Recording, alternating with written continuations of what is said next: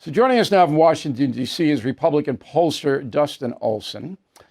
He works for the American Pulse Research and Polling Center.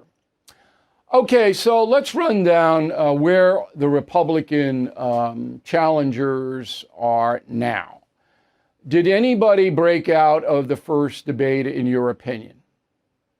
Yeah, well, I would say that looking at all the recent polls, including our polls and other people's polls, that there's been a trend over the last few months that Donald Trump is solidifying his position. So a lot of people, I think, correctly have called that the undercard debate, but have people pulled out. I would say that Nikki Haley did some good for her. You see that she's bumped up in New Hampshire. She's now close to tied with DeSantis, as well as Vivek Ramaswamy seems to have a lot of the energy behind him. And as I've been looking at the race recently, we're not backing anybody. Currently, we have people in our polling firm actually who are tied to people on both sides of the aisle in this race.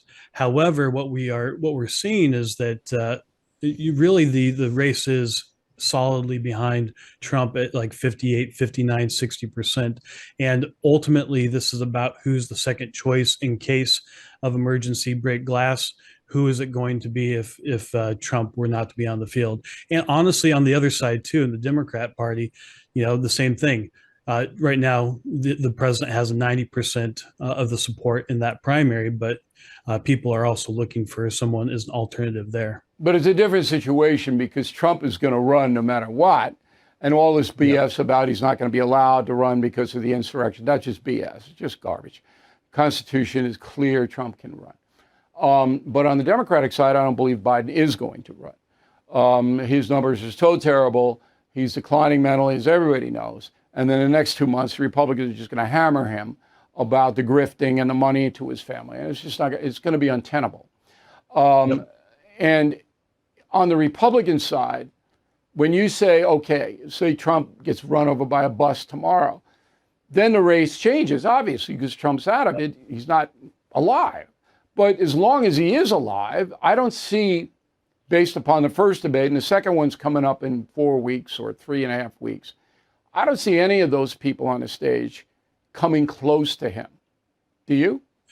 No, I don't. And it's interesting. You know a lot more about the media than I do, but in a normal situation, if someone had 59% of the vote, we would treat that as a non-race. We would look at that as there's really nothing to see here. Yet for some reason we're propping this up like it's actually an actual real race. That's a media thing, right? I mean, that's a Fox News thing, and they're just propping it up. Now, the Republican contenders are caught because the MAGA movement is so much a part of the Republican primary system. If you go to attack Trump like Christie, all right, the MAGA immediately hates you and you'll never get their votes. So the others, they can't attack the front runner or they just have no chance. Is that how you see it? Absolutely. So actually, if you look at Ron DeSantis, who's the second choice, he's the number one second choice for people. The number one second choice for people who are supporting Ron DeSantis is Donald Trump. So if Ron DeSantis goes hard at Donald Trump, all he's doing is undercutting himself. Same thing with Vivek Ramaswamy, though, as we've seen, he's very much, I think it seems like he understands that he's only going to be the nominee. And he's going to be on this program on the No Spin News in mid-September. Which is smart. It is smart because I got lots of questions for Ramaswamy. And here's why it's smart. He said he's not going to duck anybody. If there's anybody that he should duck, it's probably me, because I know a lot about history and foreign affairs, and that's where he's weakest. But he's a man of his word, number one, which is important to me. And number two, we will have a fair and lively debate when he comes on. I'll give the information at the end of the week on how we're going to handle that. Final question for you. The Democrats know they're in trouble. I mean, all the polls say that. They know they're in trouble, even though they're going to support whoever the Democratic nominee is. Doesn't really matter to them who it is.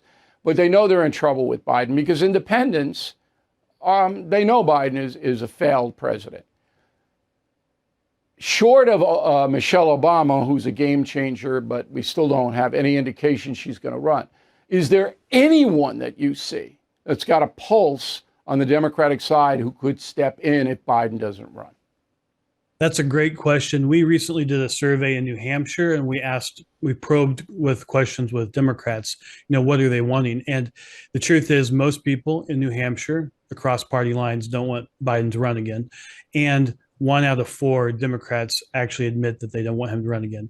When we gave them a chance to say who they would like, Gavin Newsom showed up, as well as Bernie Sanders, which I think some other polls have shown that as well. So those are the names that are bubbling up to the top. And it's hard to imagine that California would get exported to the rest of the country. However, that is what Democrats are thinking about. Anyway. Okay. Well, he'd have a lot of money. Newsom would have a lot of money.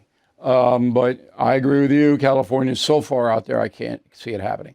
Hey, Dustin, really appreciate it. I hope you'll check back in with us from time to time as the race unfolds. I really appreciate your time today. Thank you.